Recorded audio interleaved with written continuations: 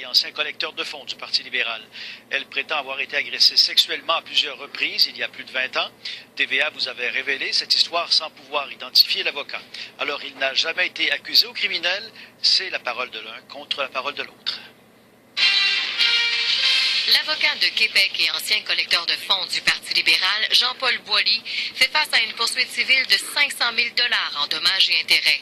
Dans la poursuite, Marie-Renée Baillargeon, aujourd'hui âgée de 30 ans, demande compensation pour les multiples agressions sexuelles qu'elle prétend avoir subies alors qu'elle était mineure en 1999.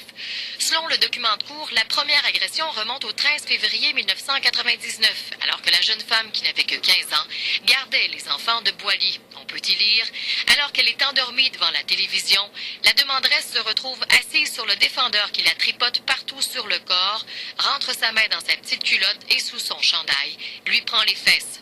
Le défendeur la caresse partout sur le corps, la déshabille pendant qu'il se frotte lui-même et frotte son pénis dans le bas du dos de la demanderesse tout en essayant de lui écarter les fesses.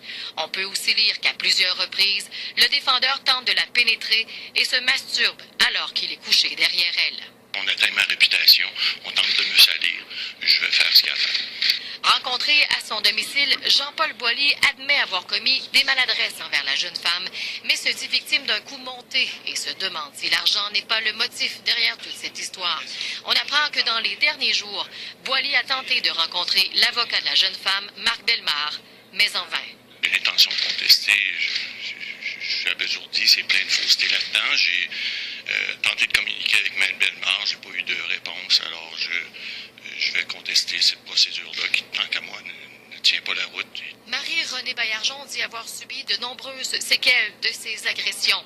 Elle se défendra seule et n'a voulu émettre aujourd'hui aucun commentaire. Julie Couture, TVA Nouvelle, Québec.